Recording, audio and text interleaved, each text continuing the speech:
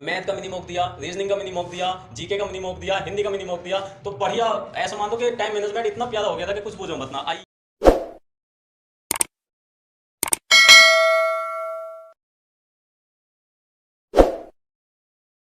Hello दोस्तों, welcome back my YouTube channel. आज मैं अपनी जर्नी के बारे में शेयर करने वाला हूं आपको।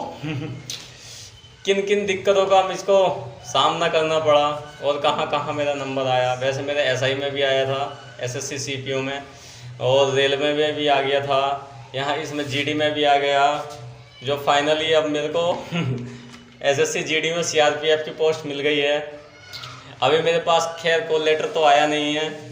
28 तारीख में वैसे बढ़ने वाले हैं, सो उसके लिए कॉल मेरे पे अभी आया नहीं है। और ना भी आता कोई नहीं, एक दो दिन बाद तो सब मिल ही जाना है। जाना तो सबको साथ ही है। इससे पहले हम आगे बढ़े तो आप कमेंट में बता दीजिएगा आप किस किस चीज़ की तैयारी कर रहे हैं और कितने कितने आप घंटे अपनी स्टडी को दे रहे हैं। ठीक, तो हम अब बात करते हैं। ये कहानी है उस समय की जब हम बीएससी फाइनल में थे।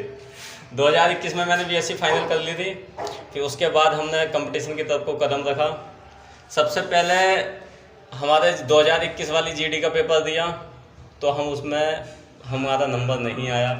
मेहनत तो की थी बट इतना समय नहीं दे पाए थे, ना ही मेरा कोर्स पूरा हुआ था, ना ही इतनी अच्छी प्रिपरेशन हुई थी। तभी बीएससी के एग्ज़ाम दिए थे हमने, तो एक आध महीना मिला था, तो मेरा उसमें फर्स्ट कट ऑफ में भी नाम नहीं आया था। तो हम बहुत फ्रस्ट्रेट हो गए। फ्रस्ट्रेट होने वाली बात ही थी। फिर हमने लग के तैयारी की। उसी समय एक बैच चल रहा था RWA पे, रोजगार विद अंकित पे, खाकी बैच यूपीपी कांस्टेबल का। हमने तुरंत खरीद लिया। तुरंत खरीदने के बाद हमने दिन रात पढ़े, दिन रात कम से कम 7-7, 8-8 घंटे पढ़े। सुबह मॉर्निंग में लाइब्रेरी चला जाता था, इवनिंग में आता था 7-8 बजे, वहाँ पर खाना वाना लेकर चला जाता था। तो कहने का मतलब यह है कि हमने अपनी जी जान से पूरी मेहनत की, क्योंकि दिल से लगन थी कि हाँ एक नौकरी लेनी है, घर को कुछ करके दिखाना है। घर को का विश्वास था कि हाँ ये लड़का कुछ करके दिखाएगा, तो उस विश्वास पे भी तो खरा उतरना था हमें। इसलिए खूब मेहनत की हमने। तो फाइनली सबसे पहले मेरे रेलवे में नंबर आया था, ग्रुप डी में। उसमें नंबर आया, फाइनल मेरिट वेट लगी उसमें, फर्स्ट में तो नाम आ गया। फिर उसके बाद फिर दूसरी मेरिट लगती है फिजिकल के लिए। तो फिजिकल में जाते हैं, फिजिकल सब बढ़िया करके आते हैं। फिजिकल तो हमारा है ही बढ़िया, रनिंग वनिंग सब बढ़िया है खैर मेरी। तो वहाँ पर फिजिकल सब पास हो जाता है। फिर उसके बाद फाइनल मेरिट में हम बाहर हो जाते हैं 2 नंबर से। दिल में इतनी निराशा बेहिसाब। और उसके बीच में हमने दे दिया था एग्ज़ाम एसएससी जीडी का और एसएससी सीपीओ का। तो एसएससी सीपीओ में भी नंबर आ गया, तो थोड़ी सी दिल को राहत मिली कि हाँ चलो ग्रुप डी नहीं सही तो सीपीओ ही सही। तो सीपीओ में नंबर आ गया। फिर हमने उसकी फ़िज़िकल की तैयारी की। फ़िज़िकल सीपीओ का अच्छा खासा होता है, तो हमने उसकी तैयारी की। उसका फ़िज़िकल भी पास किया, जबकि बहुत बच्चे नहीं कर पाए थे। ऐसा मान लो 20 से लेकर 25 तक ही इतने % ही बच्चे पास किए थे उसमें।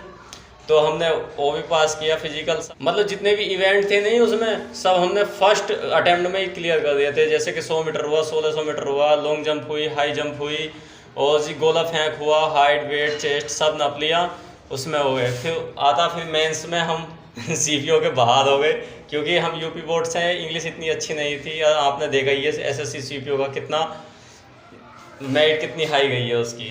तो हम कुछ नंबरों से रह गए, बट फाइनली हमारा एसएससी जीडी में सिलेक्शन हो गया है। जब मैं एसएससी जीडी की प्रिपरेशन कर रहा था, तो उसमें RWA का इतना बड़ा रोल था कि ऐसा मानो कि जब उन्होंने मिनी मॉक दिया था ना, इतना हमारा टाइम मैनेजमेंट इतना हो गया था कि हर पोर्शन जितना टाइम बता दें इतने ही टाइम में हो गया था।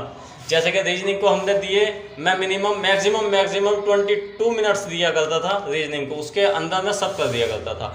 और 12 से लेकर 14 मिनट लगते थे जीके और हिंदी को करने में। तो लास्ट के जो 25 या 28 मिनट जो भी बचते थे वो मैथ को करने में लगते थे। मैंने मैनेजमेंट इतना बढ़िया कर लिया था। मिनी मॉक जितना अच्छा ज़्यादा तुम लगाओगे इतना ही तुम्हारा रिजल्ट बढ़िया आएगा। मिनी मॉक का तुम्हारी एक्यूरेसी इतनी बढ़िया होगी कि कुछ पूछो मत ना। उसमें जब RWA ने मैथ का मिनी मॉक दिया, रीजनिंग का मिनी मॉक दिया, जीके का मिनी मॉक दिया, हिंदी का मिनी मॉक दिया, तो बढ़िया ऐसा मान लो कि टाइम मैनेजमेंट इतना प्यारा हो गया था कि कुछ पूछो मत ना। यही बात है कि इतनी हाई कट ऑफ गई है इसकी, क्योंकि RWA यूपी इसमें जितने भी सेंट्रल एरिया है ना, ये CR में सब में RWA चल रहा, सब में सबकी ही तैयारी इतनी अच्छी हो गई थी कि कुछ पूछो मत ना। सब इसीलिए तो मैच रिहाई गई है ना, सब इस नेक्स्ट लेवल पर तमाम मॉक लगा के गए हैं। हफ्ते में तो लगाना ही था वैसा वाला के, वरना तो मिनी मॉक तो रोज लगाने थे। उसमें 10-10, 15-15 मिनट के हुआ करते थे। रीजनिंग का वो 25 मिनट 22 मिनट दिया करते थे, समथिंग इतना कुछ।